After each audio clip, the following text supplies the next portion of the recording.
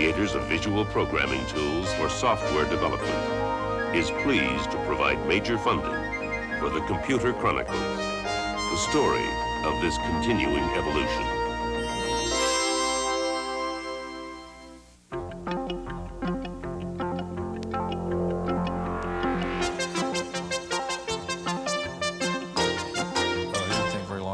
Did he? No.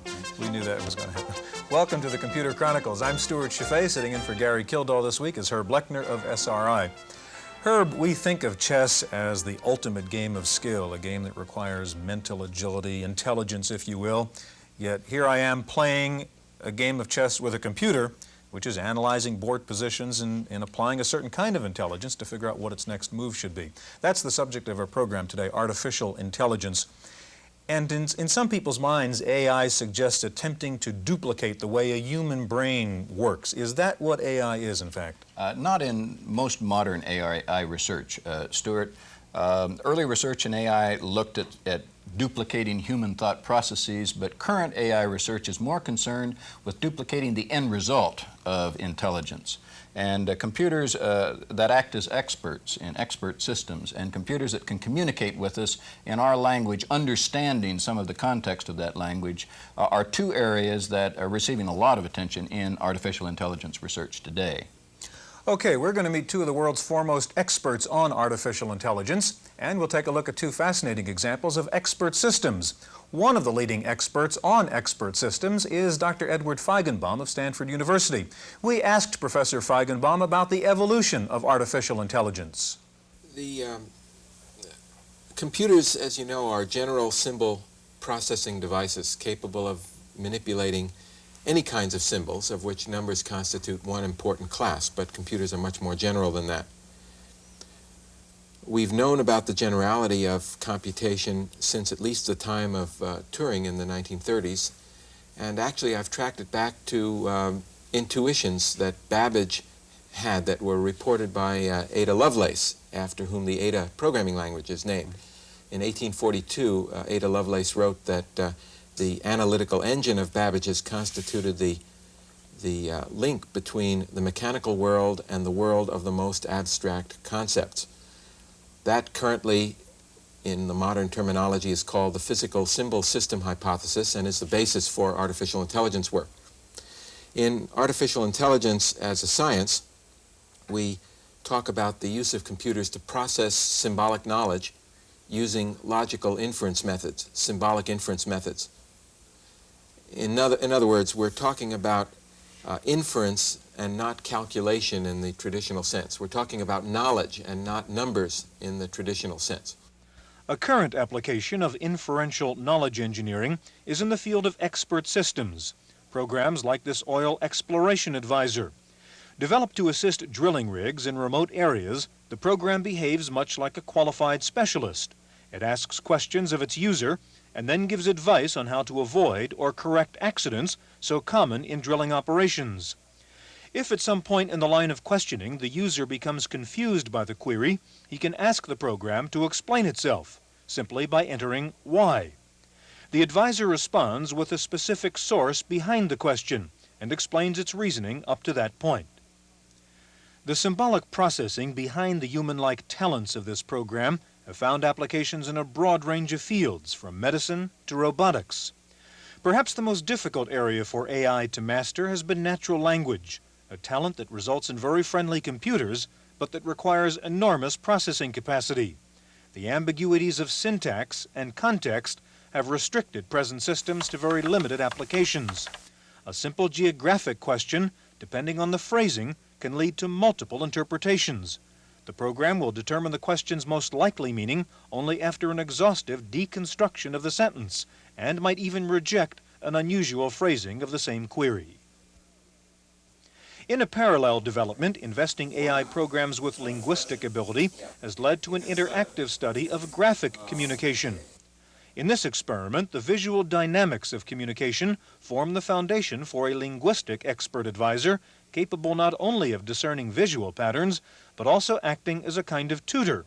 One interactive application has given persons without normal speech the ability to adapt or construct alternative symbolic languages, a remarkable instance of using a computer program's intelligence to help interpret human intelligence.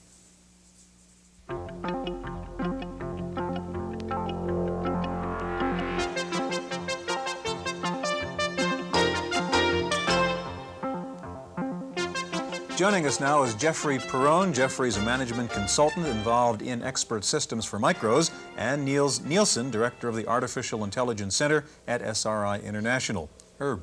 Niels, could you kind of help us scope the field of artificial intelligence as it exists today? Well, I'll try, Herb. It's a broad field. If you ask many of different people what constitutes artificial intelligence, I think you'd get a lot of different answers. For me, I think it concerns mainly the putting of knowledge into computer programs, so that the programs then can solve certain problems which humans find somewhat easy, or perhaps intellectual challenges sometimes. And the knowledge that one puts in is knowledge that's represented in a particular sort of way. So the idea is that it's just not smarter programs that do artificial intelligence programming. It is some difference in techniques that they use relative to what ordinary programmers Well, there's a part of computer science that artificial intelligence is concerned with that does, in fact, involve a certain body of techniques that are a little different, perhaps, than what goes on in the rest of computer science. Jeffrey, Niels is involved in the research end of AI, and you're involved in some of the applications. Are we at the point today where we can apply AI? Absolutely, Stewart. And in what ways? Well, I feel that artificial intelligence, and specifically expert systems or knowledge-based systems, now are applicable any place that specialized knowledge is used routinely to reach decisions, troubleshooting strategies, diagnoses, those areas. So I kind of think of it as something where we've reached a watershed where it is no longer very expensive or very difficult for individuals with no technical background to build systems and apply them usefully. And you distribute a system which is an expert system and also helps one build expert systems. Is that correct? Right. Well, actually, it's a tool for generating particular expert systems applications in virtually any area where there is that routine use of special knowledge. And it runs on microcomputers. Right. It runs on the IBM personal computer and a number of other compatible microcomputers. Do you use the same techniques in this system that Niels was referring to are used in systems that might run on larger equipment? It uses some of the same ideas, and it has its own unique approach as well. One of the specific areas where this is a different sort of program is that instead of requiring explicit statement of rules to build a system, it only requires examples of previous decisions, previous tasks, previous diagnoses to build the systems. And that's going to break through, I believe, the knowledge engineering bottleneck mentioned by people like Edward Feigenbaum in building these systems. Jeffrey, you have Expert Ease, your system, up here, and show us the demonstration. Sure. Okay. Well, this is a particular application generated with this system, and it was generated by an anesthesiologist, Hilary Don, and myself. And what it does is it makes diagnoses for breathing or airway problems. The first question here that it asks the naive user is, when was the onset of the problem? And I'll answer days. It then will ask, what's the quality of the stridor, which is a rasping sound made when one's breathing, kind of a sort of sound. And let's say that the quality is moderate. Who would use this system, a doctor or This might be used by a physician's assistant to screen patients for perhaps further fine-tuning by someone with more expertise. Is the patient drowsy? Let's say no. Are there any predisposing factors to developing stridor, prior events that might lead to this condition? Let's say yes. And it comes up with, consider the diagnosis of intrathoracic tracheal stenosis. Now, I'm not a physician, so I don't know exactly what that means, but that gives you an idea of how it might lead to a particular diagnosis. Now, what I'd like to do is I'd like to show you a trivial example called Sunday, which actually comes with the manual for the program as a tutorial, essentially. Now, Sunday is a model of deciding what to do on a Sunday afternoon. How are you going to spend your time? And it consists of a couple of questions, multiple choice questions like you've just seen, and those would be answered. So now what I'm going to do is run the query system. And it asks, do you have your family with you? Let's say yes. What is the weather like? Is it raining or sunny? Let's say sunny. So it says, why don't you take the family to the beach? Now, the way that you would build one of these models is by starting on something called the attribute screen. The attribute screen is where you sketch out the dimensions of the particular problem or situation. Now here the attributes are weather and family, and there's the advice column, which would be the result of a particular decision. What size matrix can you do on that? Okay, you can actually do, in any particular problem, 31 attributes and up to 255 values per attribute. And those can then be chained together, so you can do very large models, just limited by the size of your disk storage, essentially. The values, such as raining and sunny, could be thought of as answers to the question represented by the attribute. Once you've done a preliminary sketch of this sort, you then go to something called the example screen. And on the example screen, you enter in examples of previous decisions. Now, this was developed by Dr. Donald Mickey in Edinburgh, based on the idea that information is communicated by experts or masters to their apprentices in the form of examples or cases. So here you see, horizontally running across the screen, answers to those questions. Raining, yes, we're with the family. The advice would be go to the museum.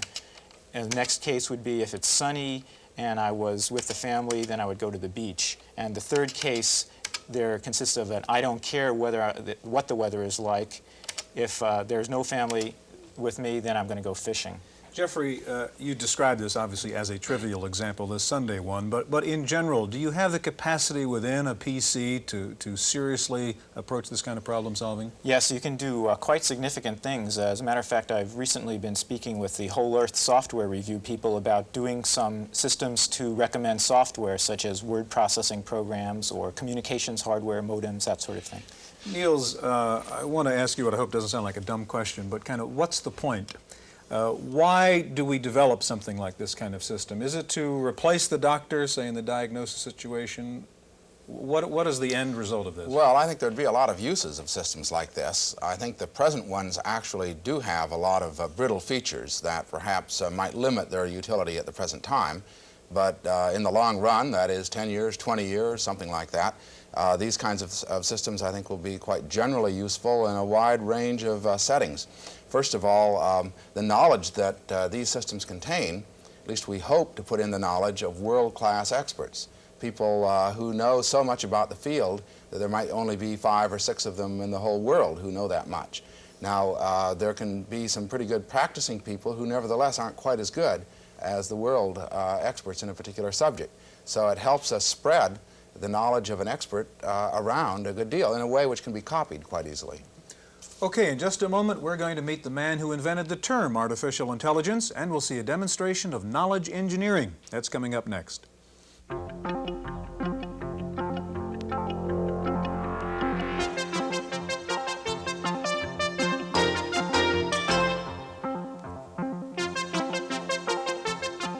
Joining us now is Tom Kaler. Tom is Director of Applied Artificial Intelligence at IntelliGenetics. Tom, you've got a complex system here. First of all, tell me how this would be different from the system we saw in the first part of the program. Well, one way is that it's different is that we can develop a graphics environment which connects to the underlying knowledge bases so that the user really is just fooling around with meters and valves and objects that they're used to. Here, for example, if we look at this levelometer, we can just point to it.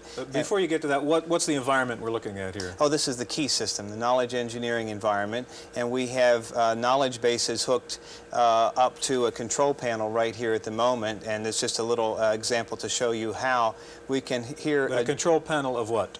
This could be a control panel, say, to a nuclear reactor, okay, or to an instrument, or any other kind of operational device that you would want to work with. And here, for example, we're just changing the value of a meter, and notice that it's generating a strip chart showing the time course behavior.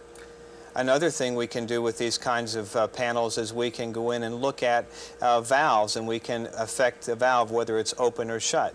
Now, what's important about this is affecting an underlying knowledge base, which will then apply heuristics and decision-making procedures to the system. Can you show us that, how you can go to the part? There you go. We Sure. solve a problem.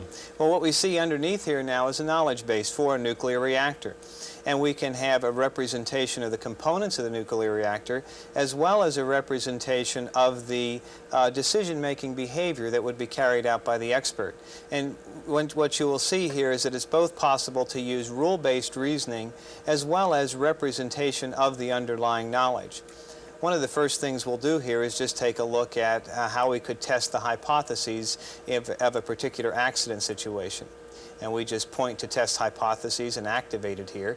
And what we see the system doing is going through a decision-making process where it's accessing the underlying knowledge base, looking at the various states of the components. And by the way, the states of these particular components can be accessed directly into the instrument or into the nuclear reactor. Now you can actually interrogate the system and ask it what course of logic is it following. Is that correct? That's right. Right now it's come up and asked the operator a question. Is it true that the steam generator level is decreasing? So we can say, why is this being asked? And it will explain to us that it's doing it in order to prove that the steam generator inventory is inadequate. We will then give it an answer, and it goes on to reach a conclusion. Okay, Tom, this system runs in Lisp. Why is Lisp the right language for an AI application? Well, one of the reasons that Lisp is so important is that you need to have very powerful symbol manipulating capabilities. Decision-making is primarily a symbolic activity. Knowledge representation is primarily symbolic, and you need that kind of capability. Okay, thank you. Herb. John McCarthy has joined us. John is a professor of computer science at Stanford University and one of the pioneers in the field of artificial intelligence. Among his other accomplishments, he invented Lisp, the language that Stewart just referred to. John, why did you invent Lisp? Well, for artificial intelligence work, the kind of thing that they are doing here. What are its characteristics that make it different than some other language as applied to artificial intelligence? Besides the ones that Tom mentioned, one of its important characteristics is that its programs and data are in the same format as its data, so that it is easy to make programs that produce programs and look at programs. So it allows us to deal with facts and logic more than numbers. That's correct. I guess it's on everyone's mind when we talk about smart machines. How smart can machines become? What are the limits of artificial intelligence? Well, I see no limit short of human intelligence, and then with faster machines one could do the equivalent that a human could do in a short time in a very long time. Niels, what's your thought on that? How far can we go with this? Well, I'd separate some of the problems that we're facing in order to make machines more intelligent into about three different varieties. We've heard a lot about how important knowledge is, and one of the important things about knowledge is what knowledge should be represented in a program. And some of the difficulties that we're having in making programs smarter is that we're not sure exactly what it is we want to tell those programs about certain subjects. Another category is, once we figure that out, how do we represent the knowledge in the computer itself? And certain kinds of knowledge is proving a little difficult for us to represent it. The third category has to do with how that knowledge is used, and certainly there's various activities there that have been rather successful, but other things that really have to be done yet. Is there a frustration level in this field in that there's a lot of hope of what you can do with something like AI, but yet, as you've pointed out, Niels, it seems harder perhaps than one thought to really put this into a practical application? John? Well, there is a certain level of technology in artificial intelligence today, and many people are making applications based on this technology. On the other hand, something that Niels said earlier rouses a thought in me.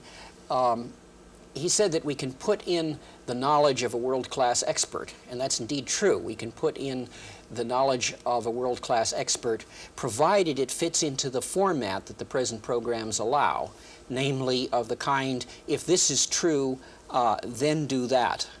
But more general kinds of knowledge that are used in a sort of vaguer way are sometimes harder to put in. Say, in the medical diagnosis area, at the beginning of the program, we had a simple example of medical diagnosis. There were several systems developed, and yet there were problems, in fact, in using that. What were those problems? Well, I'm not sure what were the problems of those specific systems. However, to take a medical example, one can make a definition that a container is sterile if all the bacteria in it are dead. However, this piece of knowledge is not used in a special way to determine whether a container is sterile by examining each of the bacteria. It's used as part of more general facts, like if you heat the container enough, then the bacteria will be all killed, and the fact that if the container is not sterile and you empty it out onto a culture medium, then you'll get colonies of bacteria. And the still further fact is important, that if you leave the bacteria in food, then they will spoil it. Niels, where do you see the future practically going in AI? What's the biggest potential market, if you will, for these kinds of applications? Well, it seems to me that expert systems, as they have been going along, probably represents a rather large market, and we'll continue to develop systems that are less brittle over the next 5, 10, 15 years. Another very important application is computer programs that are able to converse with humans in English, everyday ordinary language. And that's going to make computers accessible to a much wider variety of people. We have just about a minute. I like your phrase, brittle. Explain more what you mean by a brittle system. Well, it has to do with being able to reason about the context, I think, in which a particular discussion or conversation with the expert system is taking place. If the information that's needed to reach a certain conclusion is there and is there explicitly, then the system is usually able to come up with some reasonable answer. If it has to have what you might call common sense knowledge, knowledge that all of us learn by the time we're 10 or 15, then it has a good deal more difficulty and, as a matter of fact, fails in many of those cases. So ironically, common sense is the most difficult thing. There's very few people who are willing to pay for putting common sense knowledge into a computer, whereas it is interesting and commercially important to put knowledge about a nuclear reactor into a computer. Okay, gentlemen, we're out of time. Thanks very much for being here. Thank you for joining us on this edition of the Computer Chronicles.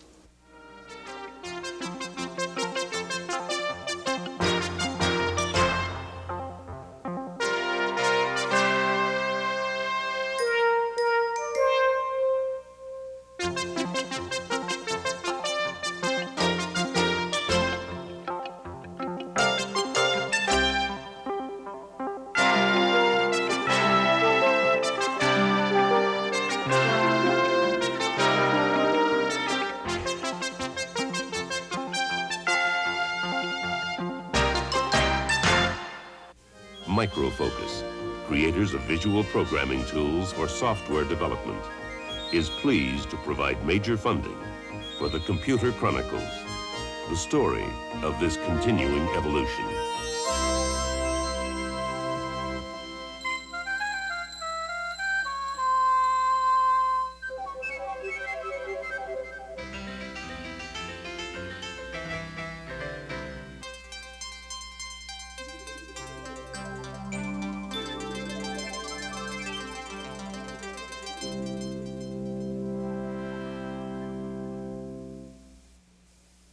Random Access is made possible by a grant from Popular Computing, a McGraw-Hill magazine. I'm Susan Bimba, sitting in for Stewart Cheifet. In the Random Access file this week, the Commerce Department has made a move to stop the export of technology to countries allied with the Soviet Union, hitting the Digital Equipment Corporation with tough new restrictions on its exporting practices. Now DEC has to get individual export licenses for each sophisticated computer it ships to West Germany, Austria, or Norway. Government officials say in these countries, computers can be easily diverted to the Eastern Bloc countries. Several months ago, one of DEC's computers was intercepted en route to the Soviet Union, but the company was found to be blameless in the incident. Despite a strong lobby by the high-tech industry, President Reagan has given the Pentagon power to advise the Commerce Department on computer and high-tech exports to all foreign countries. The Pentagon already had the right to advise about applications for exports to communist countries. The Pentagon feels its input would help cut down on the number of computers that get diverted from non-communist countries to communist ones.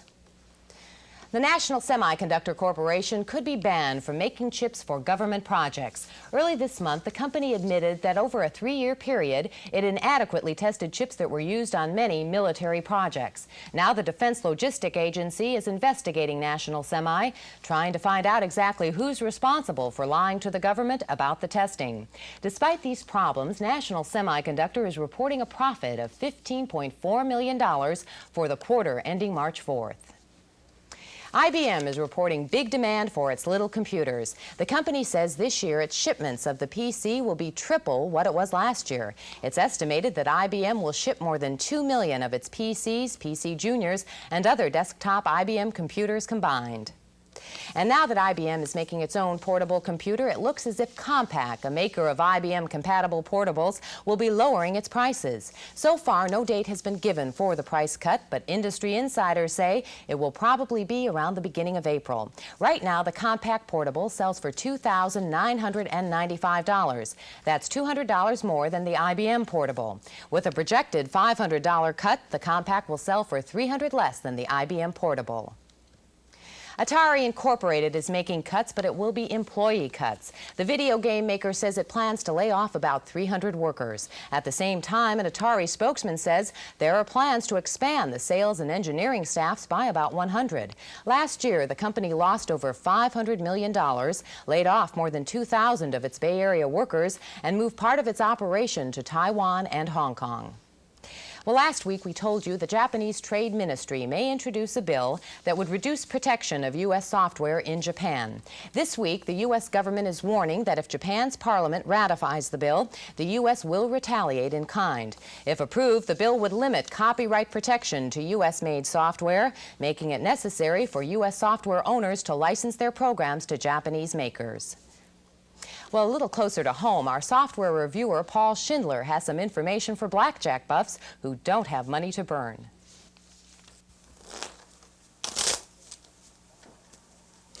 If you gamble in Nevada or Atlantic City, that's a familiar sight, the shuffling of blackjack cards, usually accompanied by the sight of your money being swept in by the dealer at the end of the round.